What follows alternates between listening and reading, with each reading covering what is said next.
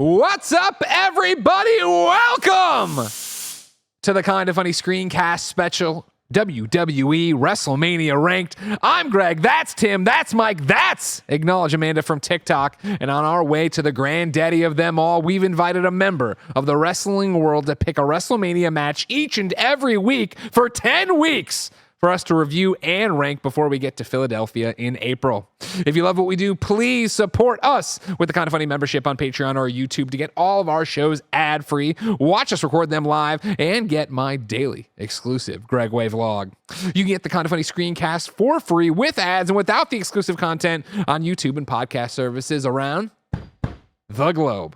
Of course, thank you to our Patreon producers, James Hastings, Casey Andrew, Nathan Lamoth. Before we even get into the show, though, a brand new show, Timothy. Yeah, a brand new WWE show, a limited run, 10 weeks. Are you excited, Tim? I'm extremely excited. I love wrestling. I've loved wrestling for a very long time. I love talking to you about wrestling. I love talking to you. I'm about to love talking to Amanda about wrestling. And I wish that we had a better place to talk about wrestling on shows that Kinda Funny. So we're doing just that. Yeah. So very excited about that. Of course, if you haven't understood what I'm saying, ladies and gentlemen, each and every week for 10 weeks as we lead up to WrestleMania, a wrestling person.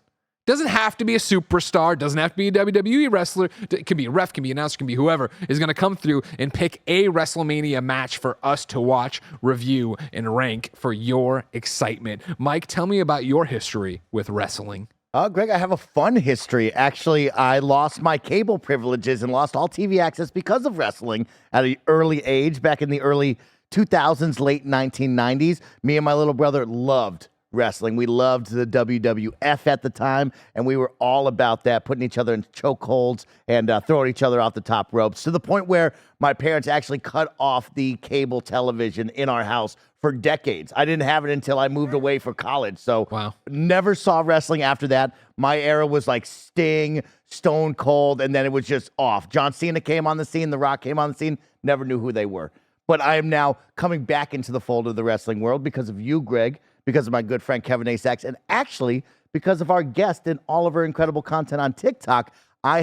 You've been really keeping up and watching more wrestling since the past year. So I'm happy to say I'm about a year in, and I'm loving it. Acknowledge Amanda. How does it feel to be Kinda Funny's favorite TikToker? Favorite TikToker? That's right. Is it favorite? Does it matter that I've stopped making content because parenting gets in the way? But that it warms my heart. It's like the biggest dream come true to hear that from people that I like put at the top of my like icons list. That it means the world to me. If people don't know you, Amanda, tell me about yourself, your history with wrestling, and what you do on the TikTok. So on the TikTok, I was doing weekly reviews for Monday Night Raw and SmackDown, basically just taking my TV and filming it and then giving my reaction, breaking down what happened, why it's important or what it means going forward. I'm taking a brief pause on that because when your 3-year-old's running around going, it's really hard to film anything because I don't have a dedicated space to myself that I've set up yet. And as far as my history with like wrestling, watched it a ton as a kid, and then WrestleMania always falls on my birthday. Oh. And one year it stormed, and we'd pay for the pay-per-view, and we couldn't watch it because of the storm, and so I stopped watching altogether because I went, how in the world will I ever be able to keep back up with whatever's going on? So long hiatus, and then I randomly sat down on my couch one day and was like, I'm gonna turn on Monday Night Raw. That was like, it might have been around WrestleMania 35, and I was like, oh, all right, I'm back in, baby. And so I'm back into it, and so now here we are. Love it. Of course, we have to give a shout out to your employer, Secret Castle Toys and Games in Owensboro, Kentucky, who is letting you record this on your workday. Yes, we have a big TikTok account. It's just Secret Castle Toys. Is it Secret Castle Toys? It's just a Secret Castle Toys on TikTok. We have like 400,000 followers. We do like skits and like repair videos, and we go live randomly. And I'll stream Call of Duty. Sometimes we'll stream retro games, and we do a lot of fun stuff. Amazing. Thank you so much for making the time to hang out with us today. Always been an all-day affair. Ladies and gentlemen, of course, hopefully you saw our promo video. You knew what your homework was. Usually the show, the episode, will at the end of it reveal what the next match will be. This one we did a bit differently. But in case you missed it, let's check in with our first superstar, WWE's Xavier Woods. Gentlemen, yeah, it's me, WWE Superstar Xavier Woods, a.k.a. Austin Creed, a.k.a. your commish. Now I heard y'all boys are watching WrestleMania matches. And what makes a WrestleMania match great are those WrestleMania moments. And to me, the greatest WrestleMania moment of all time is when Kofi Kingston defeated Daniel Bryan for the WWE Championship. This story had been brewing for 11 years. Kofi Kingston never having the chance to fight one-on-one for the WWE Championship, and he finally has the chance at WrestleMania, and he comes through for the win. This, for me, is the most meaningful WrestleMania match of all time. So enjoy. Thank you much, Mr. Woods, a.k.a. Austin Creed from Up, Up, Down, Down, the commish. Of course, ladies and gentlemen, we are starting with the one, the only, WrestleMania 35, live from MetLife Stadium in East Rutherford, New Jersey on April 7th, 2019, in front of 82,265 fans. Tim and I were one of them. Yeah. Two of them. Yeah, we were there. And so really exciting about this is I've been to at this point, multiple handfuls of WWE events, and I always have such a great time. Love being there, love seeing the pomp and circumstance and the production, but there's something about watching it at home that just hits different. Sure. And I've never watched this match at home. Yeah. So I missed out on so much. So I'm excited to talk about it. Yeah, if you remember this one, for me, being there, sure, but it was also my first time ever going backstage because I was tangentially connected enough that they asked me to come help out some whippersnapper named Pat McAfee and come on his watch-along show that was airing on YouTube at the time. And this is the infamous one where he's like, he tossed me a Natty Light, and he's like, here's some Natty Light beach rolls. I'm like, oh, Natty Light, I haven't drank this garbage since college. He's like, they're the sponsor. We were live. Like, they're great. I love Natural Light. What a beer. And I got to watch it back there with a bunch of people, and I ran into Mario Lopez. That was nice. Awesome. Well, that was my experience. But yeah, I have not gone back to watch this one. Amanda, you said this would have been right around. Do you remember? Did you watch this one live as it happened? I did. When you told me that that's what the assignment was, I couldn't, in my head, I was like, I know what happens at the end, and his family comes up, and everybody's really excited, and then I watched it, and I was like, okay, yeah, I was watching wrestling back again at this time, so I have seen this. It's just been a hot minute. And then, Mike, is this your first time? No, I actually watched this live because of you two. I was a big Kinda Funny fan at the time, and so I tuned in to anything that Greg Miller was going to be a part of, and so I watched the pre-show when you were part with Pat McAfee, and that was a ton of fun. And I actually watched this happen during that time. And this was a big WrestleMania. This was a fun WrestleMania. This was a special one, so I'm excited to talk about it. But first time revisiting it and really thinking about it in my mind.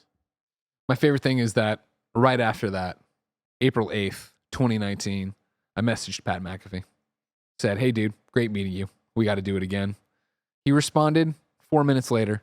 Hell yeah, man. You were hilarious. I was getting tired in there and you brought me back to life. Let's connect and do something. I'm a huge fan of the way your brain operates. And then I have messaged him since then several times and never gotten a response. But you know what? He liked me. I had to sign off for a second from Pat. That's all that matters, for a second before he went shooting star to the moon. Commentary table. College football, get out of here. Ladies and gentlemen, you've never seen an episode of WrestleMania Ranked because we've never recorded one. So what we're going to do is go down the tail of the tape. Of course, we've watched this match, as you know, and we are now going to go through and review and rank it in several different categories. They are the hype package, the entrances, the match, the finish, the commentary, and then give our overall. I feel if we are talking about hype packages, of course, that gorgeous Empire State Building with Kofi and Daniel Bryan on it. If you're talking about hype, you got to start with the one, the only Tim Geddes. Tim, what did you think of this hype package? It was incredible. And I think what's so special about this one, it's the story of Kofi Mania, right? I feel like I love that this is our first episode. I love that Xavier gave us this one. And of course, it's so special to him, but it's special to us too, being friends with them. I feel like so much of what I love the most about the things I'm passionate about, whether it's movies or video games or anything, it's the camaraderie of friendship and brotherhood and all of that. And to see the New Day come together, be, probably the only tag team in history to never have any beef within them and never have we're going to split them all up. Like they are a unit. Nobody wants to see that. And to see Kofi have this moment and an opportunity open up, and for him to take it and for them to have this moment together, it just hits me. It hits me so hard. And it was organic. This was not necessarily a planned thing. I don't know. I wasn't on the inside. But a lot had to add up for this opportunity to arise in the SmackDowns and Raws and pay-per-views or premium live events leading into this WrestleMania to put Kofi in this situation. Like, there were injuries that happened, which required replacements of people popping in, and the different tournaments that they would do. And this storyline to me is evidence and proof that WWE can be nimble and can listen to the fan response. Like, the fans made Kofi Mania happen. Kofi made Kofi Mania happen. But he rose to the occasion, and they all did. New Day all did. And I just think it's really special that WWE allowed all this to happen. And, you know, sometimes a predictable outcome and a predictable story is all that you need. Just stick the landing and, like, get it right. Hit the beats you need to hit and make sure that it resonates emotionally. And I think this hype package really did a great job of treading all of those, the necessary plot beats, but more than that, showing the importance of the brotherhood that they have. And you could feel it from the moment that you saw the Empire State Building on. And this happening in New York. Come on, man. What a scene. So on the patented kind of funny review scale, 1 terrible, 2 bad, 3 okay, 4 great, 5 amazing. What do you give this out of 5? I think I might have to give it a 4, only because of 2 things. 1, didn't love the font choice. Okay. Felt a little generic, and I felt like I could have used a little something more there. And also, I want to try to reserve my 5s. So when it comes to video hype packages, I can't be throwing them out willy-nilly. This one did everything it needed to do, every single thing. But I don't know that this hype package in particular is one that I'm like gonna be like, that was the best I've ever seen. Sure. That's fair enough. And for me, that's one of the big reasons I give it a 3. I think it's an okay one. My thought process here, and I love that we didn't discuss anything. So I gave you guys the categories. I said out of 5, interpret as you like, right? What I wrote in my notes about this, because I took copious notes about all this, and you even nail it, right, is that it's Kofi Mania. It's Kofi's story. It's this organic thing. I really feel like there's no stakes for Daniel Bryan. Like, sure, I mean, he's the champion, he's defending the thing, but coming into it and kind of like forget everything you know, right? Watching the hype packages, I think so many fans are coming into this. It does a great job of setting up Kofi. This has been an 11-year journey, which I love, right? And I love 2008, 2009. They're showing all the clips, and he's never gotten the chance. He's never done the thing. He started the journey. But then you get to Vince being there and like screwing him out of the gauntlet thing and not doing it, but then agreeing to this. And it feels weak on the adversary side for me, where it's like Daniel's there to be the champion. He calls him a B+ player, which of course is a callback to Daniel's own being called a bleep. You know what I mean? Like there's that, but they don't even drive that home. Like I feel like if I'm watching this, and I feel like for it to go above and beyond just being, again, Kofi Mania. We all knew Kofi was going to win the title. We were all excited for Kofi to win the title, right? For it to go above and beyond that, I think like it would have gone far to have Vince be in Daniel Bryan's corner, right? I think for him to be there and be like, I'm screwed, like kind of an Austin Rock thing from, you know, the Attitude Era of, you know, Mr. McMahon being there to make sure like, you're never going to represent this company. Like, I feel like that would have been a better narrative. And I'm including in my definition of a hype package, the narrative told. I love Kofi's story. I love that he got this shot. I love all that stuff, but it's too saccharine without the evil, without the bad guy there to get it. I got some thoughts on that, but I want to get some more voices in here. I want to hear Amanda's thoughts. Amanda, who do you side with? Me, the correct person, or Tim? I actually wrote, and in my notes, I pretty well wrote the same thing that you said, Greg. I gave it a 3 out of 5. It was very Kofi-centric. It was very, all right, we're on the come up, and then somebody beat you down, and then, we get the organic fan reaction of, let's go Kofi, let's go Kofi. Are you just a B+ player? Is Vince using you just to see if you actually can get over with the audience as a singles competitor, or are you just a bunch of, part of the goofy kids of the New Day? And he got over. He became Kofi Mania. That's what made him him. But we had so much Kofi Mania, and then we had this much Daniel Bryan, just that much of it. It didn't feel like it could have been anybody that would have been in this match, based on how they designed the package out. So that's where I'm at with it. Love it. No, you don't have to say more. You were right. You agreed with me. I love it. Yeah. I'm right there with everyone here. I'm actually giving it a 4 out of 5 great. As a newbie into the wrestling world, I'm looking for you to tell the story, to onboard me quickly, efficiently, and get me excited for the match, right? And so, as my first time seeing this hype package live that I can remember, right, I thought they did a great job chronicling 11 years of Kofi, right? This superstar that's come in and now has battled through to get to it. And they showed off his charisma, his personality, the fun, crazy antics of doing the handstand during the Royal Rumble, right? Yeah. Like, these are things that you got to show me as the viewer and get me excited if I don't know who Kofi is, right? And I know that's not what they're really tailoring it to, but as a newbie, this is what I need to see. I get to see the brotherhood of the New Day. I get to see the trials in the second half of, you can't have this unless you go through the 1 hour gauntlet match and you see him battling. Who does he battle? Daniel Bryan at the end. He's got to beat him. Guess what?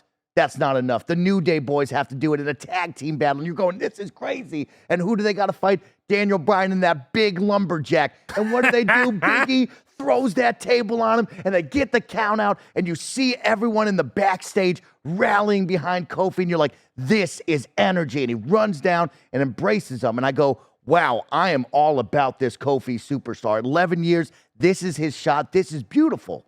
But why I don't give it a 5 out of 5 is you didn't sell Daniel Bryan to me. I don't know who this is. This guy alone says 2 to 3 sentences. Yeah, he calls you a B+ superstar. I don't know what that means. To me, that's pretty good. B+ is pretty good. Maybe he's just a good guy. I don't know. But, like, I don't get enough of the heel. I don't get enough of that, hey, here's the beef on the fire. This is why you got to hate this guy.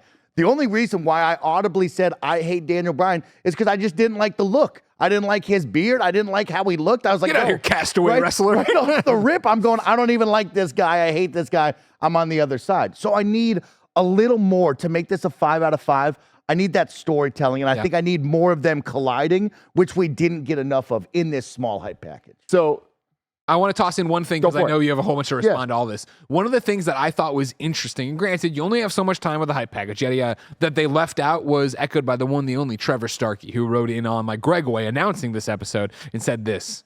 One of my all-time favorite wrestling moments was the tag team gauntlet match from a few weeks before the Kofi Daniel Bryan match, when Woods and Big E had to go through all the other teams to earn Kofi his spot. When the Usos came out and forfeited as a show of respect to Woods and E because of their long storied history, I literally tear up just thinking about it. And that is such a cool moment that totally isn't even in the package. Like, oh man, I was looking forward to seeing that again. yeah, that to me is what I think that I would say I'm higher on it than you're talking about. Like, I understand where y'all are coming from with the 3 because of the Daniel Bryan stuff, but I actually think that works in favor of this hype package and for this match because it isn't about Daniel Bryan. It's very much about Kofi, and it is such a feel-good story of everyone rallying around him and seeing the locker rooms, and we even see it during the match. Like, I feel like the storytelling of the hype package, like, fed into the duration of the match itself in a way that we don't always see. Interesting. You know, I can like understand that. it's rare that we see the backstage cuts from a match. Yeah. It happens every once in a while, but to me, I kind of feel like that was all embedded into this. And what I think really worked for Daniel Bryan, and even the way he was presented in limited fashion in the hype package, is it's not about him. We hate him. He's this eco-friendly guy. What a perfect heel character. The way that he presented himself, he's unlikable, right? And I feel like you don't need to know too much because you already know you don't like him. And that is based off of amazing 5-year story for him of 5 years before this, him being the Kofi in the situation, him getting the chance to finally do it. He was the people's champion and he became the champion. And I think that there's like a poetry of Kofi 5 years later, taking that from him, bringing back the B+ player and all that stuff. But I almost feel like we don't need to explain anything more because it's there already. Now, could they have explained all that stuff so somebody like Mike could like latch on? Sure, but I preferred that they spent the time in the hype package focusing on the camaraderie in the locker room behind him, the fans behind him, and all of that. Okay, fair enough, Timothy. Our next category, of course, is entrances. Amanda, what did the entrances for Kofi and Daniel do for you? This was a rough one. I gave it a 2 out of 5. To me, WrestleMania is the culmination of this is your big event. This is the thing. Not only is this the thing, this is your big, it's the WWE title for one of your 2 brands. And you get Kofi walking out. They do the classic Big E over the intercom. They just walk out. And then, sure, they do give him a moment to stand there in the ring, look at all the Kofi Mania signs, and soak it in. But that was that. And then Daniel Bryan just walks out, and he just walks down the ramp. There was no pomp and circumstance. There was no random thing happening on the stage. He just walks out. So it was just very like okay, we're in the middle of the show. Here's another match. Instead of like, hey, this is a title This is a title match with two big guys. You're WWE champion. It's not for Intercontinental. It's not for US. This is the thing, and you're just walking out. That's it. You needed so much more for it. Yeah, one of my So notes. that's where I'm at. One of my notes here is, quote, they're all just guys walking to the ring. And I know that sounds stupid because every match is people walking to the ring, but I'm rarely a fan of the arena setups. Love how big the screen is here. Love how big the screen is, but the ramp is so awkwardly long. And like, even for the new, like, you can't not love the New Day. That's one of my other notes, right? But they come out and Xavier throws all the pancakes and it's like, now we walk. And then Rowan and Daniel come out. Now we walk. And they just walk. And it's like, I like the cuts to the Kofi Mania signs, of course. Like, you got the vibe of how into Kofi they were. Again, I thought Daniel had no hate. It wasn't like a deafening, and they don't like him. Don't get me wrong. But like, I put it as okay. I thought it was fine. I think it was bad. I didn't put it as a 2 out of 5. I gave it a 3 out of 5. But I was like, whatever. This could have been something. Again, it didn't feel like the championship of WrestleMania. I might be the hardest on this. I gave it a 1 out of 5 awful. And I am really sad to say that because, when I think of WrestleMania, like Amanda said, I'm looking for the pyro, the fireworks, the wow factor. I thought the screen, on the things that I liked, I loved the screen. I thought it was big. It was bombastic, especially with the New Day. That color pops. I loved the big ramp coming down. That was some great setup. But as Woods throws out the only stack of pancakes immediately, and then they just slowly walk down, I was like, man, I thought we were going to have a little more fun, a little more trombone blowing, a little more dancing. I also, when I think of New Day, wowing outfits. And yes, these were good outfits, but they didn't wow me off the rip when I first saw this. And then on the flip side, when Daniel Bryan came out, as someone who was just getting acquainted, hate the music, hate the I love the music. I can't join you there. Music, awful. The backdrop of the spinning globe, awful. I will tell you this, as someone who is a newbie, and this might be a hot take, watching Roman lately with the belts over his shoulders, if you walk out with the belt around your waist, you're a narc and a loser, and I don't like that look at all. You're a jabroni if you're wearing the belt around the waist. You're a narc Put it and a down. loser. And Snowbike Mike is telling you like it is. Like, there's no wow factor. It's not menacing. It's not wild. It's not wacky. And the belt, we'll talk about that later, but that belt is awful looking. But that's great because I feel like that does feed into the character Daniel Bryan is in that segment. Yeah, it's tough. Is it a 1 out of 5? Is it a 2 out of 5? It's a 1 out of 5 because there's nothing there. There's nothing. And also I want to note, I put in my notes, where do I fall on the tiny paper signs? Do I love them? Do I hate them? They just kind of look cheap. They do look cheap. I hate And them. like, that's the downfall of it, is like when you watch wrestling on the Monday Night Raw, the Friday Night SmackDown, people make their big homemade signs and it's cool. You see these little paper signs doing that and you're like, but I get it for the moment. I get it. Yeah. I could not disagree with any of you more. Wow. I would, this is similar to the hype package. I would give it a 5. I'm going to give it a 4 because I do think specifically for entrances, the 5s need to have all the insanity possible. We need Shawn Michaels coming down on a zip line. Like, when we know that that's possible, sure. But I look at this match very differently than I look at others. Like, this to me is the once in a lifetime chance of telling this story. This wouldn't have happened at other times. And I feel like when you have the story, you don't need to overtell it. Like, you already got the content there. You don't need to oversell it with gimmicks. There doesn't need to be more. To me, this was about celebrating New Day. This was about New Day coming out as New Day comes out. Like, this is who we are. We are these guys. Them just walking, nobody walks with more personality than the three of them. Like, there's so much going on there. And I feel like the outfits, like it being the Kofi tribute, like I love that it simultaneously was about New Day, but it was about Kofi. They were there for Kofi, and I really feel like they didn't distract from that. And the reason that I'm even higher on it, because I feel like a 3 out of 5 for, they did the assignment, like they nailed it and whatever. I give it the 4 because we're all watching this. We're rooting, we're hoping in the best wrestling fashion possible. We weren't sure Kofi was going to win. Like, we all knew it in our hearts he was going to win, but like there was a chance that he wasn't going to. They could have pulled some shit. And then I remember, Greg, me and you talking like, are they really about to make Kofi win? He's going to have to hold up that belt. Yeah. Like, that sucks. For part of the entrance to include Big E coming out with that box and us being like, what's in the box? And it being the proper belt. Come on. It wasn't, Well, though. yeah, it wasn't the we'll get to that. The but box, remember, was the t-shirt. Yeah, the box was the t-shirts, and I didn't love the box. Like, oh, we got this box for you afterwards. You get it done. It's like, no, bring that out when he wins. Like, don't surprise me with that. I didn't like the tease of the box. I didn't think that. Hey, but you could get that shirt right away on Fantastic WWE stuff. Yo, buy that T-shirt right now. That was great. exactly. I love that.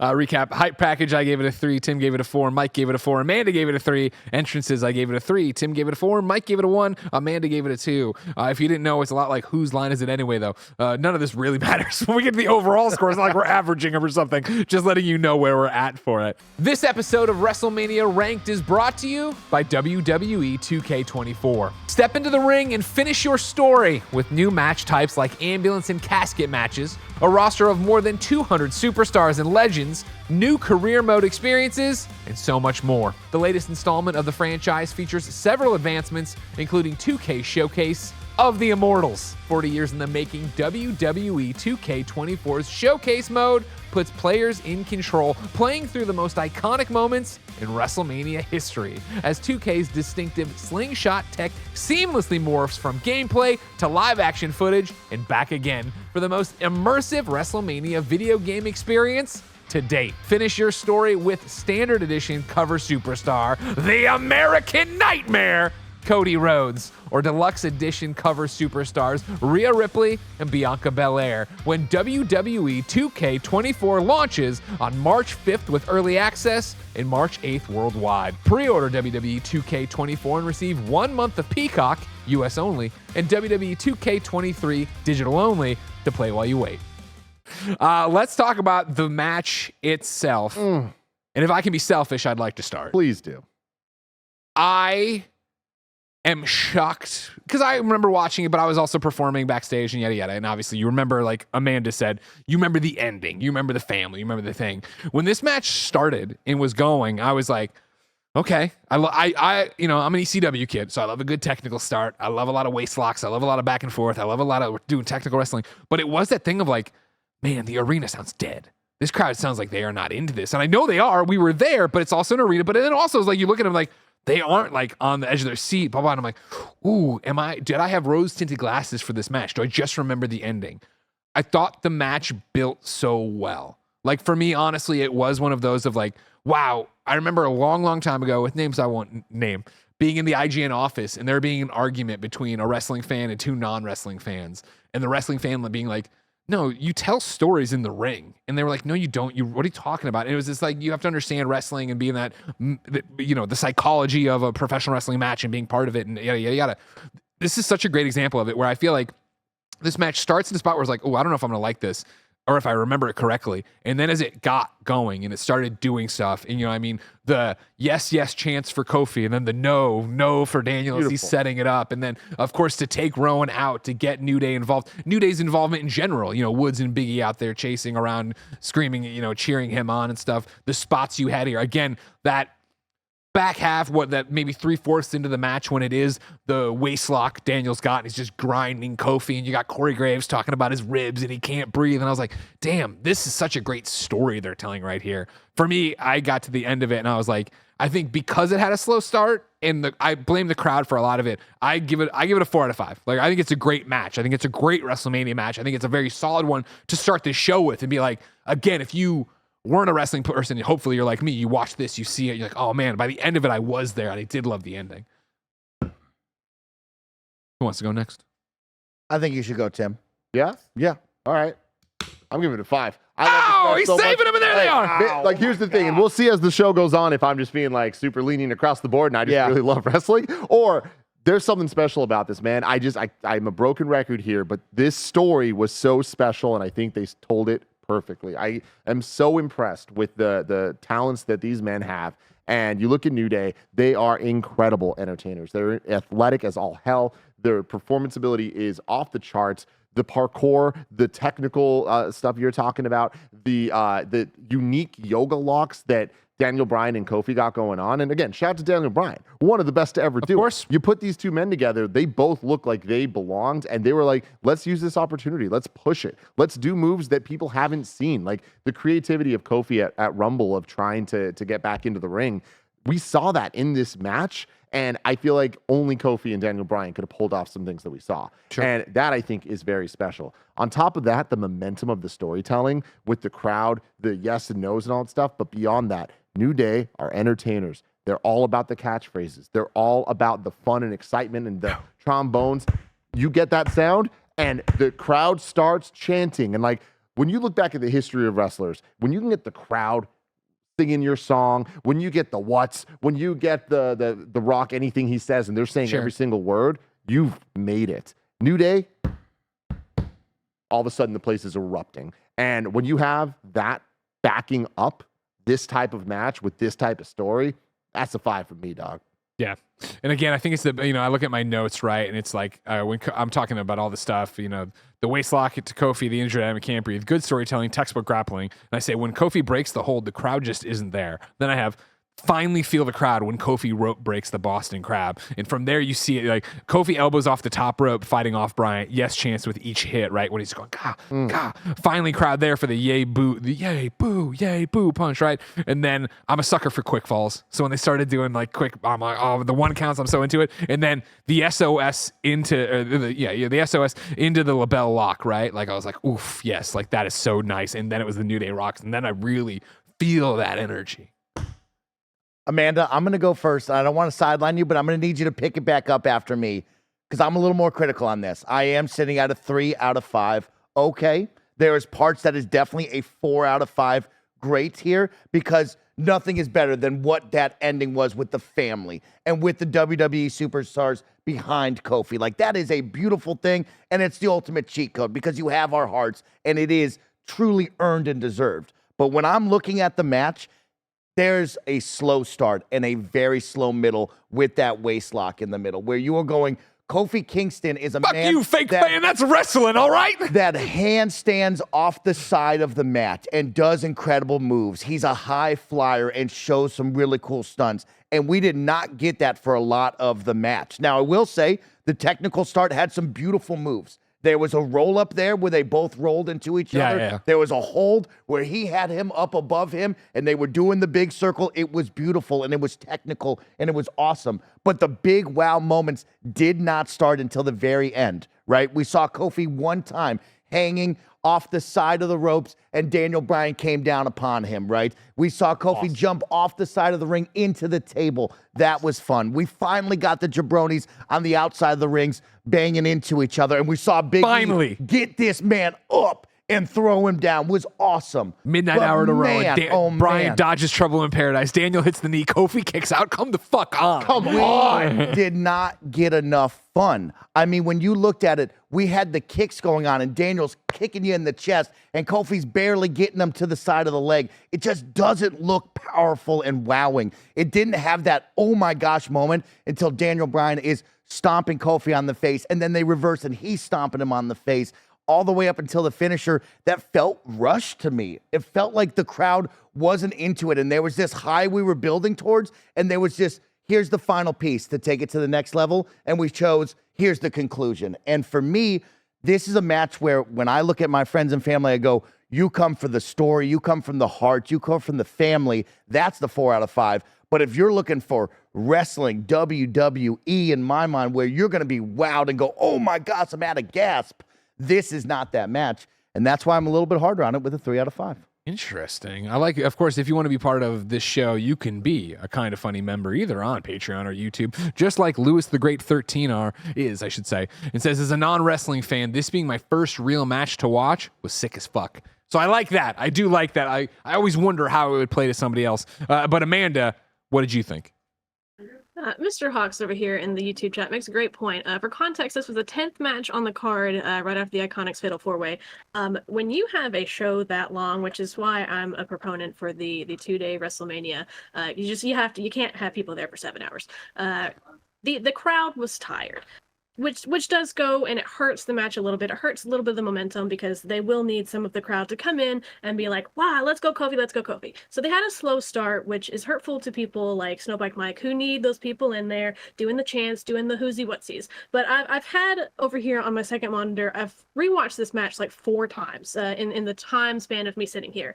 And every time that Snowbike Mike said that, oh, well, it's not interesting. And I'm watching Daniel Bryan jump off the 3rd rope, and Kofi's hanging over, and it just right onto the ground. And then I'm watching the announcer table spot where Kofi's jumping from the top rope right on down at the announce table. And I'm just, the whole time, I'm just like, let's go, let's go, let's go. And I'm feeling like it's a great match. On top of that, it being a 25-minute match, you can't burn it out in 6 minutes. These people are athletes, they tired. You got to have a little bit of the slow, a little bit of the grappling, kind of on the ground, back and forth, for them to recatch their breath so that they can then go in and have all these false finishes and these 1 counts and these roll-ups and all this other stuff. And so I end up giving it a 5 out of 5. SOS, incredible move, love it. But to me, this was start to finish, even with its slow points. My only criticism is that I really think that we took about 8 too many shots of, let's look at all the wrestlers in the back and they're doing this and they're cheering them on. There's too much of that. But there was more every time, y'all. I know. Was there? They They gathered the same amount every time. I think it was the same amount, but It felt like they were gathered. I kept noticing new people. Oh, I love it. I saw Matt Hardy back there, and he's like, you could tell that the camera guy was like, and he just starts doing this like immediately, and I'm like, okay, all right, that's enough of that. So that's kind of where I'm land with it. So 5 out of 5 for me. A little business for you. Little backstage business. Now that I've been backstage so many times, I am always shocked that there isn't a viewing area backstage. There's no TV setup in catering to park and watch the entire show. So it's just always ridiculous when I've been in the locker rooms. There's no TV setup. It's just like, weird. the issue is you would get sucked into it and they'd be like, yo, let's get it moving. And you'd be like, Happened to the ugh. Big Boss Man, never forget. I do want to highlight one really cool one, and I think we'll see this in a lot of them, was the red tint to all of the fans around. Like when you get those camera shots and you see the red glow in the whole stadium, it's like, man, that's WrestleMania. That is a cool touch right there. You are right, Mike. You are right. But what if I told you that when we were there, about 3 matches before this happened, the entire side we were on, the entire side of the arena was chanting, "Turn off the lights." Turn off the lights. What am I, a Kenny Rogers roasters? Get me out of here. The red lights were we couldn't see anything. That's amazing. Because the red lights on TV make it look so cool. It is looked an really incredible cool. backdrop. When you're at a live show and you're sitting in the crowd, I've sat in several SmackDowns and they've got those blue lights just pounding down at you. I was lucky I had a hat on so I could do this and not see it, because God forbid does it make viewing it or taking a picture of it just absolutely awful, just abysmal. So funny. Real quick, I just want to say, talking about the behind the scenes, seeing all the wrestlers together, seeing what wrestlers were there, I thought was really cool, because I'm sure some of them they just grabbed, but so many of them we know, not personally, but we know of them and know the relationships that they were really rooting for Kofi. Oh, sure. Yeah. And it's that's the beauty of wrestling. It's fake. It's fucking real. And that to me is it being real. Seeing them cheer, seeing these people, some of their long-term enemies on the show being there, cheering for them, seeing the Usos there. It's fucking awesome. I just feel like it adds so much to it. And also just want to give a quick shout out to the Usos. Seeing them here in, 5 years ago. They're the Usos. They're a tag team. Tag team, belts over their time. They're awesome. They're amazing. But it's to think about where they're at now. It's man, WWE, man. If characters are there long enough, something special happens. Potentially. And again, I think to your point, that's a great point, Tim, of these people sitting back there watching and celebrating it, because Kofi's one of them, right? I think this is when you see, for better or worse, when people talk about part-timers, right? When you talk about a Logan Paul, right? Or even Roman Reigns now, or Brock Lesnar, right? You're talking about these people who have ascended from the main roster to fucking heaven, or whatever you want to call it, right? When you're that main eventer.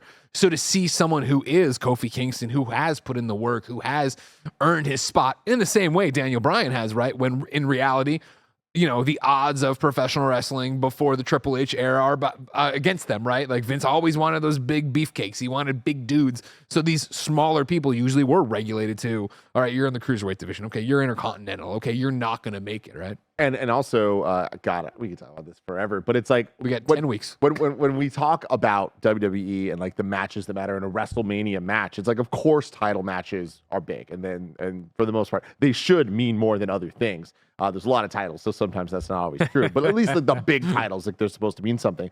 But I love that WrestleMania has introduced, there's the Undertaker match, like not anymore, but forever there was like, oh, okay, he doesn't need a belt.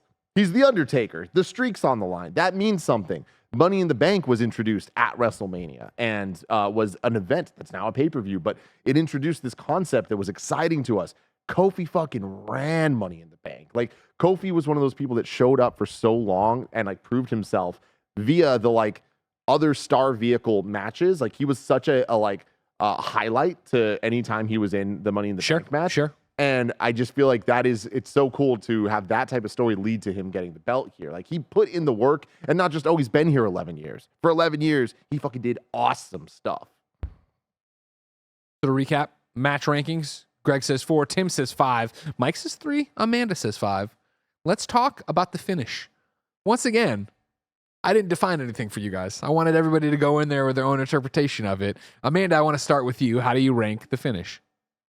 Going back to back with my second 5, letting Kofi beat the piss out of Bryan for like 10 minutes, and letting the crowd really get into it. And all right, we're going. It's Kofi. Where the package meant something, the boys being out here meant something. It all felt incredibly special. And then when the boys were so happy for him, with him actually winning it, and like Woods had me crying for the second time after watching this, just sitting on the couch, because you can just see in his face, even though he knew what was going to happen, you could see him just so happy that after 11 years that, their goofy little team has somebody like Kofi who now has risen to the highest caliber of what you can be in WWE and have this big boy belt. And then the kids getting it to come into the ring. It was so special for Kofi, and it meant so much to me that they got to celebrate that. They got the fireworks across the whole arena, that everybody's cheering, and that was the culmination of, all right, this is why we had the package focused around Kofi. This is why we have the Kofi Mania signs. This is why we're here, and it is to celebrate this man who has worked this hard to get this far.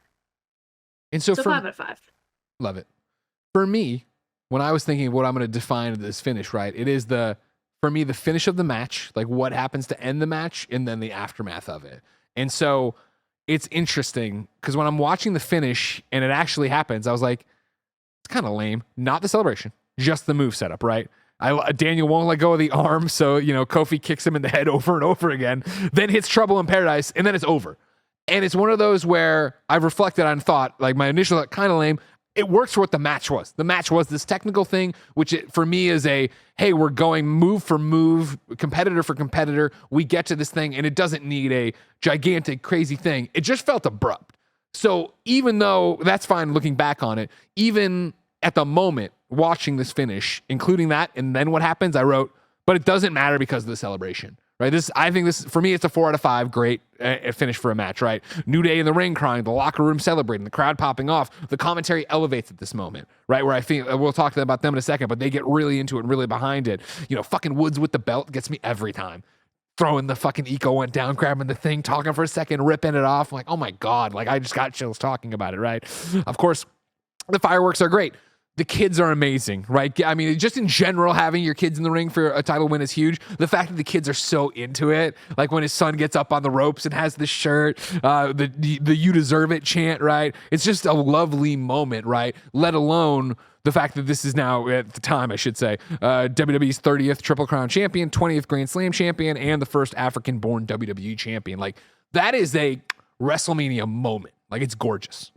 Yeah, I'll jump in because I am exactly like Greg. I echo everything. I am a 4 out of 5, and I think it is the ending that elevates it. I was upset about the abrupt ending there. When you talk about finish, I was looking for the finishing move. How does this match end? What is the culmination to that? And that's where I said, hey, we were building this track, and we were about to get to the peak and get excited, and I feel like we just ended 1 second too early, right? He should have kicked out. We should have had the, and then get the crowd one more time really into it, because I think we were still building the crowd at that moment. That's how it feels abruptly to me watching, was like, oh, we don't have the crowd fully in this yet. We get the crowd fully in this with the awesome hey, we're celebrating. We got the kids in the ring. We got T-shirts. We got the new belt. We're celebrating Kofi Mania and the culmination of all of that. But for me, when we're talking about inside the ring, that final couple of minutes there and how that looked and how that felt just fell short of going, oh, wow, this is how you nail it right here. And so that I'll give it a 4 out of 5 because of the ending part, but it would be a 3 out of 5. We're talking finishing move and how that should have ended.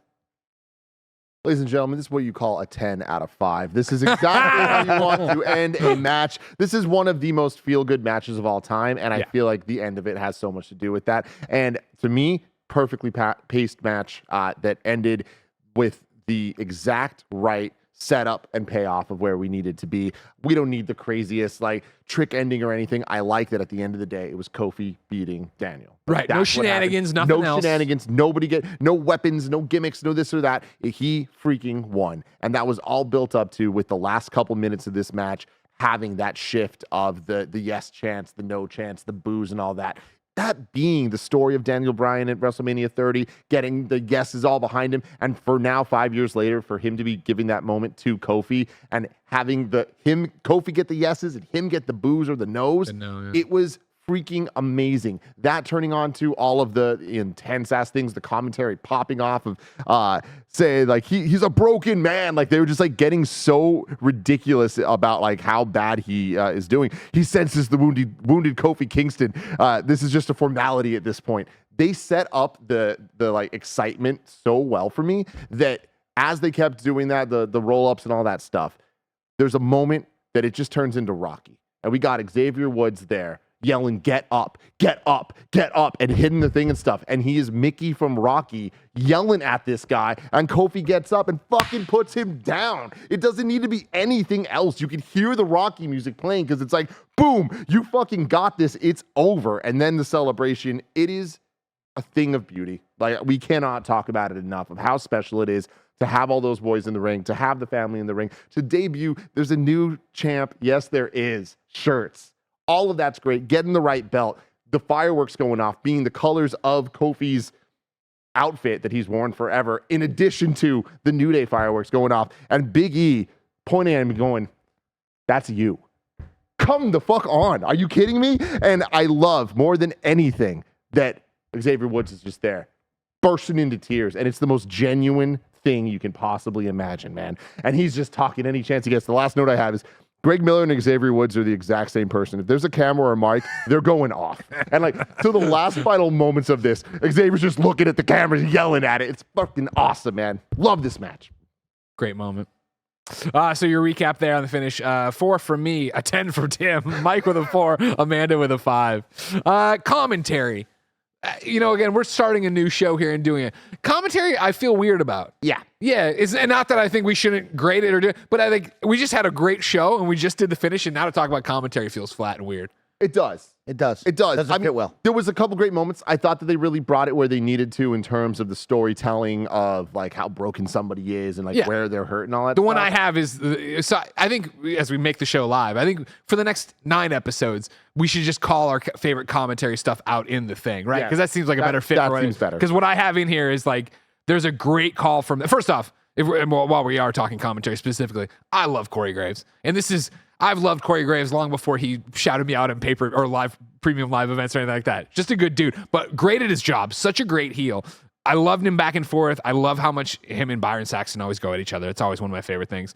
But one of the great calls from this match is they hit the midnight hour, then the Trouble in Paradise, and there's, this is your moment from the commentary team. I was like, that's fucking insane. Dude, it's so good. One that I have is there is nothing left in this man. God, it's so good. And like, it's so funny that I don't think we give commentary enough credit. Like, I feel like it's obviously so many storylines, so many moving pieces to make wrestling what it is. But like, there's just a couple people yelling about what's going on, naming the moves and stuff, and all of a sudden they make it feel like it's stuff that we should know. When really, it's all made up weird shit. It's like there's this legacy that was like created by them. You know what I mean? And I just feel like it's so special that like wrestling's at its best when you're not thinking about it and you just believe. Yep. And throughout this entire match, I believed. since we're changing on the fly or whatever, Mike, are there any commentary lines you want to call out? Amanda, Commentary was good. I don't Okay. think it went above and beyond. The commentary for me is exactly how commentary should be. They told the story, they crafted the narrative, they kept it going through. But for me, I didn't have any oh wow moments where I go, yo, remember that line? That was crazy. It was good, and that's how commentary should be. Amanda. I'm with Mike on that one. I actually wrote, I think, a total of 2 sentences on my actual notes for it. I will say that I hated Corey Graves, did not like him. He's grown on me as a commentator, as a heel, because that's his job. He has to be the bad guy. But Michael Cole, as of late, whatever Pat McAfee did to him when he commentated with him on SmackDown for however long he did it, evolve Michael Cole enough to where him standing up and he's in the chair and Dancing. dancing, I think that that's the kind of commentary that I need going forward 100%. for these kind of matches, as opposed to what just felt like generic commentary to me. There was also an old NXT commentator. His name started with an M, but I can't pronounce it properly, so I'm not going to. But he had the most eclectic way of describing a match that made me stop what I was doing and pay attention to whatever was going on the screen. And that's the kind of commentary that you need at the 10th match on a card. So commentary was just okay. I put 4, but it did its job. I'm very much with you, right? Yeah, I mean, my score I put on it was 3, where I thought it was okay. I like all these guys. I didn't love some of their interplay. Tom Phillips is somebody, I think they're a product of their time, of where WWE as a product was, where commentary was. I'm right there with you, of the Michael Cole we have today, of the stand-up. Oh my God! That's the one I love. It's boss time. Let alone to jump all the way back to, of course, JR and the King and stuff like that, or when Paul Heyman was at it. So, ladies and gentlemen, we come to our overall score for this match. Amanda, you're the guest. So as always, we'll start with you. Overall, back to the 5 out of 5. Build, great.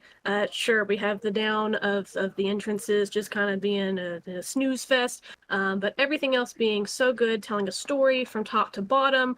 The audience participation towards the end really did help it. The back and forth in the match with Kofi, the New Day being there to support him, and then I think something.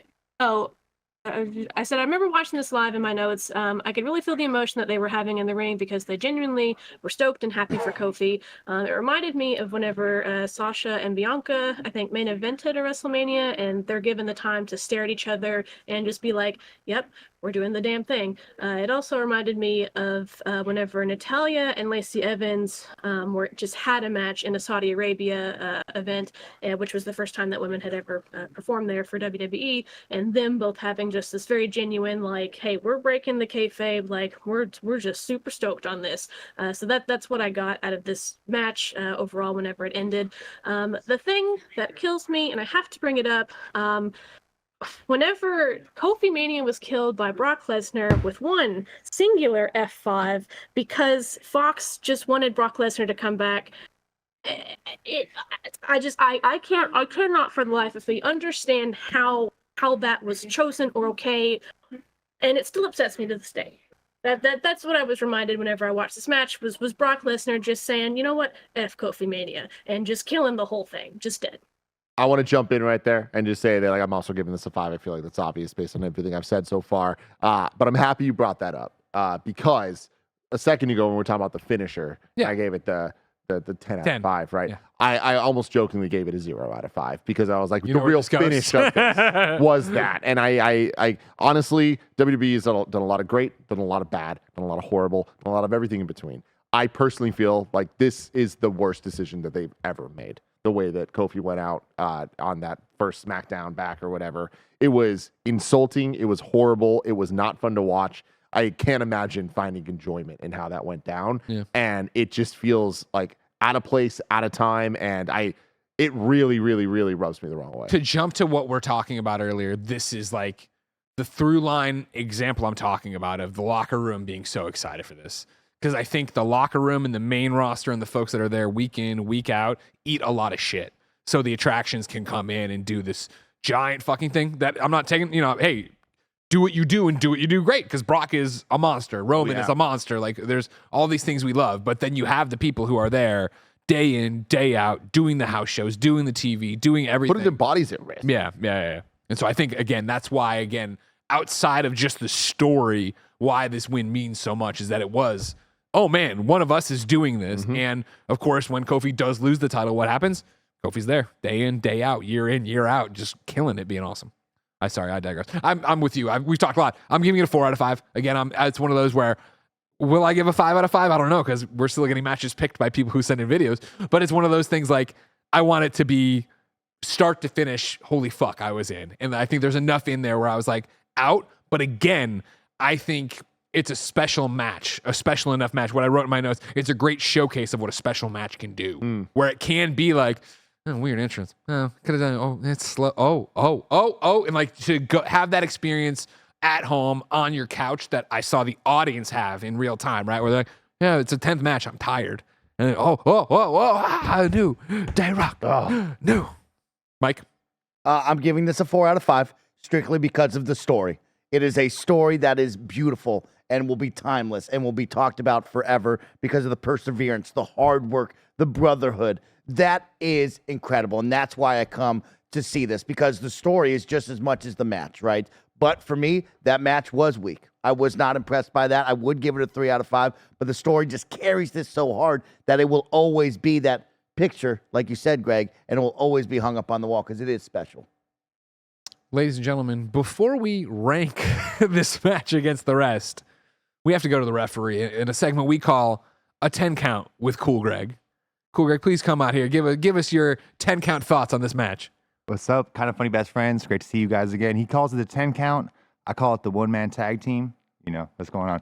But so I'm thinking I want to give it a number. Originally, I was going to go with a 3 out of 5. But then Tim always tells me I'm a weird wrestling fan because I don't like wrestling. I like wrestlers. So if my wrestlers aren't in it, I'm not really as involved. And I kind of think that is true. So kind of want to make me to bump it to a 4. Huh? But I don't think that's a good enough reason. Okay. You know, I respect that. I need, if I'm not in it, I'm not in it. I just happen to not be in this one. These aren't my guys. It was a great match. I love so much about it, but I have to land on a 3. 3. That's a 3 from Cool Greg. And what could be a 10 count with Cool Greg could be one-man tag team with Cool Greg. But what about one-man gang?